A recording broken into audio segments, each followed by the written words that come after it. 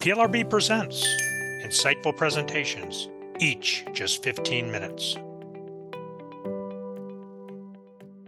Good morning, PLRB. It is with great pride, pleasure, and appreciation that I have this opportunity. My name is Courtney Makris, Senior Vice President at Paul Davis Restoration.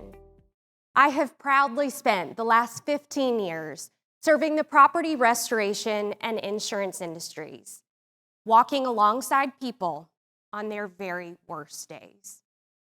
I thought I understood property losses. That was until I was the insured experiencing the loss.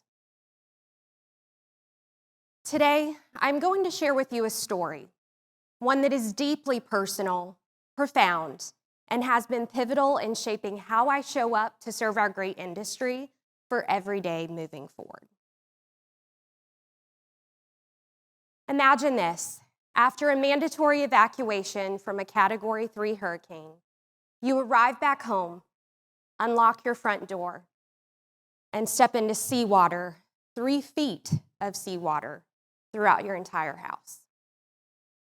My husband and I tried so hard to remain calm in that moment. He also works in the insurance industry. But truthfully, it was our young children by our side that were our strength during that time. Everything was saturated, our most prized possessions ruined. That was my reality on September 26, 2024, following the devastation of Hurricane Helene on my community in St. Petersburg, Florida. Simply put, the devastation was unbelievable. I do want to note that all of the photos and the pictures that you're going to see in my presentation today were either directly taken from my home or in my neighborhood, on my street. In that moment, I wasn't thinking about policy language or coverage limits. I was thinking about our kids. I was thinking about our contents, about the life that we had built together completely underwater. Suddenly, I was no longer the expert. I didn't grow up in Florida like many Floridians. I'm originally from a small town in Southern Virginia, coal mining town, Wise, Virginia. Jokingly and truthfully, where I grew up, they don't even call them hurricanes. They call them hurricanes. That really is the truth, too. I grew up on a horse and cattle farm in the heart of the Appalachian Mountains, in a small town that had a big community. Hard work was not optional. It was our oxygen. My team will tell you, they're here in the room. I'm a competitor by nature, and I love bringing that same grit to serve in our industry every single day. A defining childhood memory of mine was my grandparents' house fire. This was not the first time I had experienced loss. I watched them lose everything on that devastating day as a young kid. But I also watched them pick themselves up, dust themselves off, rebuild, and recreate the happiest home I have ever known. That experience taught me what recovery really means. It's not about property. It's about people, it's about memory, and it is about dignity. My other grandfather was a serial entrepreneur and the one who originally introduced me to the insurance industry. He started the very first nationwide insurance agency in the state of Virginia in the 1950s. And pictured here, he would drive around proudly in his 1952 Ford with the nationwide logo hand-painted on the side. Insurance is a part of my family fabric, and he taught me the power of strong partnerships to serve our customers well. After Hurricane Helene, entire communities across Florida, Georgia, the Carolinas, and my home state of Virginia were displaced. Where I now call home, in the Tampa Bay region alone, 29,000 homes flooded. 29,000. It was devastating. Suddenly, the statistics weren't so abstract anymore. They were right in my neighborhood. What that experience taught me, I want to share a little bit about this now. Even with experience and an incredibly fast moving team, I felt overwhelmed by the decisions, by the uncertainty, by the sheer emotional toll it was taking on our family. And if you remember one line from this presentation, it's this. Here was my experience crystallized.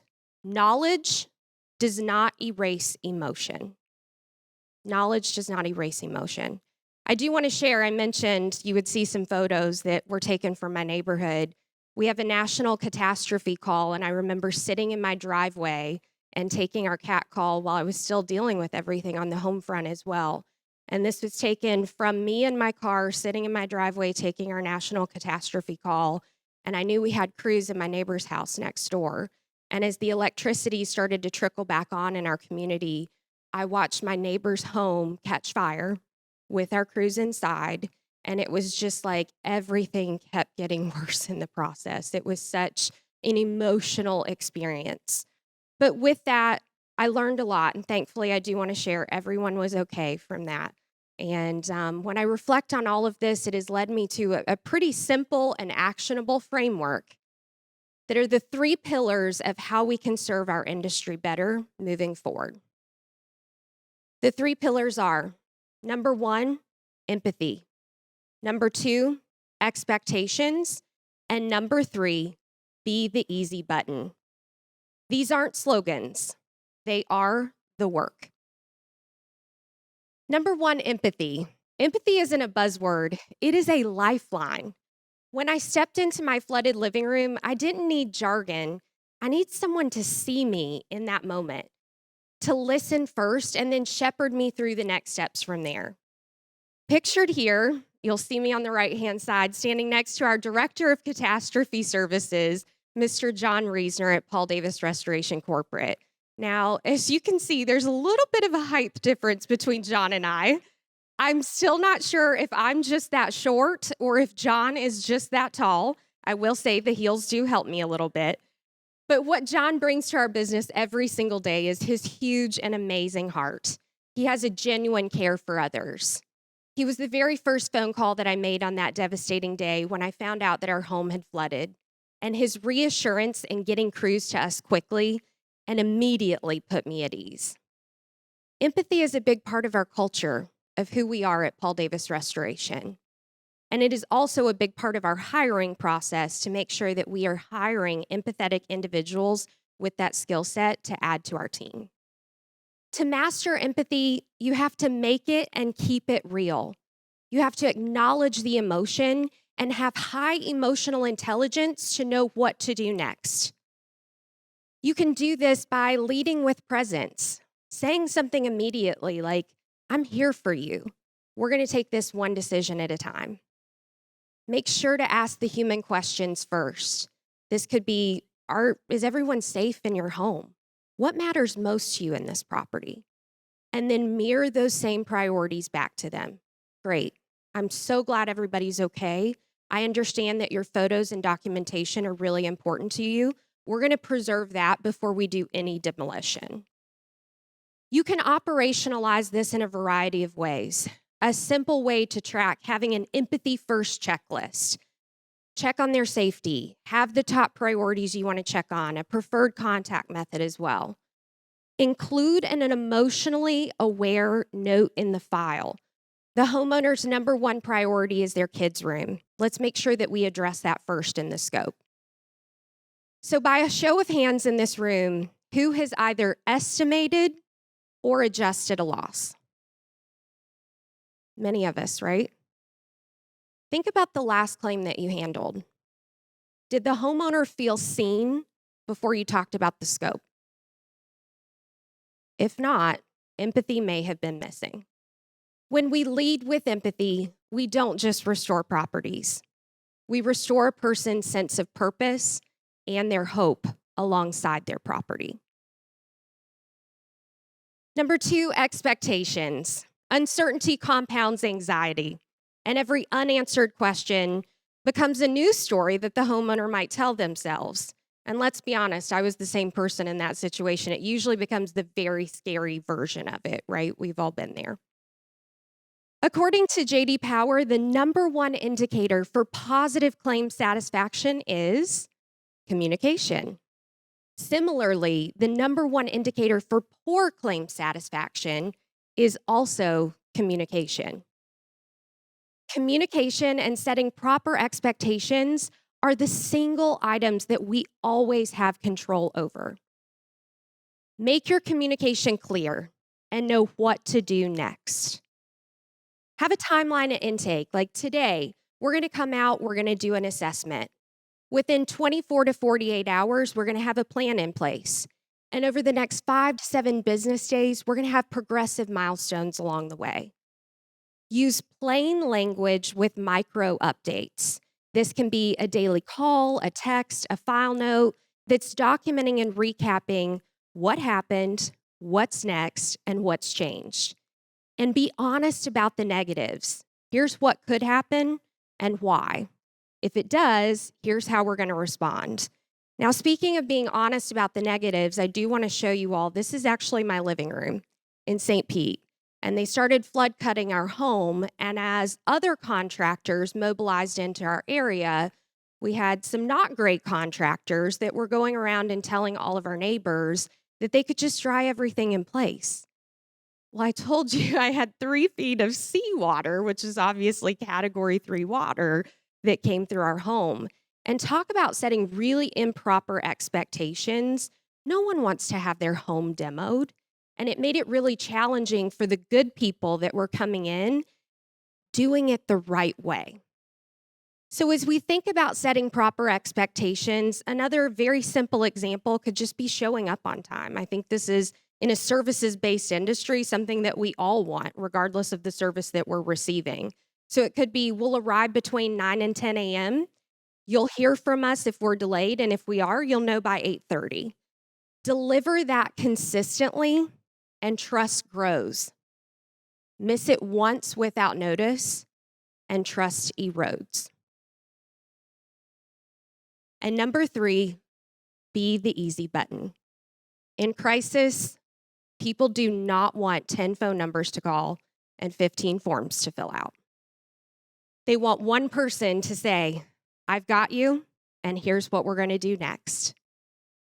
Pictured here, you're going to see my one person, and I get really emotional when I think back on this time. His name is Dan. He was the head of the mitigation crew that showed up to take care of my home and our neighborhood. And Dan was empathetic. He was easy to work with, and he set proper expectations, and he delivered on all of them. When we think about being the easy button, make it easy, and most importantly, do what you say you're going to do. Have single-threaded ownership throughout the process, one accountable point of contact across the company, one call resolution rate. At Paul Davis Restoration, we proudly call this closing the loop. We respond to all feedback, both good or bad, within a 24-hour period. And we really take pride in that because feedback is a gift. Make the paperwork frictionless. Have pre-filled forms, e-sign signatures, checklists that make it feel more like coaching, and again, setting those proper expectations to prevent any uncertainty. And gather documentation that is going to help the adjuster, help them tell the story, caption it, and capture it. And most importantly, have room by room clear logic that defines why it matters in the claim. At the end of the process, people rarely remember the process or the paperwork itself. They remember how we made them feel. I know how this crew made my family and I feel when we desperately needed them in our time of need. So here's how we're going to put these things into action. Our 3 pillars that will become muscle memory as we continue to engage them and put them into practice. Have empathy training with your teams. Do 20-minute weekly huddles with one-on-one role-playing scenarios, asking them to show empathy in their heart. Did you know that it only takes 5 seconds to either build or regress trust being built? 5 seconds within someone's words. Fascinating. Create an expectation playbook. Have it pre-built for day 0, day 1, day 3, and account for this being a part of catastrophe and non-catastrophe scenarios as well. Have easy button workflows. One owner, one point of contact, one status channel that is visible to the insured, the homeowner, and the contractor in the process. And measure what matters. And remember that feelings do matter. Have an expectation score or a proactive contact rate where we're getting ahead of things. Manage this in addition to cycle time and accuracy and obviously other key factors as well. And then close the loop. Do a 10-minute debrief, a weekly huddle on that to determine where we maybe missed on empathy. Where did we miss an expectation? Where did the ease break down? And most importantly, how are we going to fix it for tomorrow? This isn't complicated. It's the process, and it's discipline. It's getting back to the basics and doing it on purpose, especially when everything else around us feels uncertain and chaotic. As the industry adopts artificial intelligence and we try to do things better, faster, smarter, more efficient with increased predictability, I'm a huge proponent of it. I love it. But it doesn't replace the human element, the 3 pillars that we focused on, and the genuine care and impact that our teams make every single day in the field. The night Hurricane Helene hit, my family was feeling so anxious and uncertain. We were looking for peace and certainty ourselves. Neighbors were hurting. Crews started showing up. Adjusters really cared. I saw firsthand what our industry can be at its very best, and I will forever be grateful for that experience. It has truly transformed my perspective of how we serve every single day. In my area, the scale and the magnitude of the damage were massive, but so was the care and the humanity that was shown. So in closing, I invite you to think, what if we treated every claim like it was our own home? Lead with empathy, set proper expectations, and be the easy button. When we do these things consistently, we won't just restore properties. We will restore people, and we will restore hope. That's the work, and I'm so proud to be in it with you. Thank you.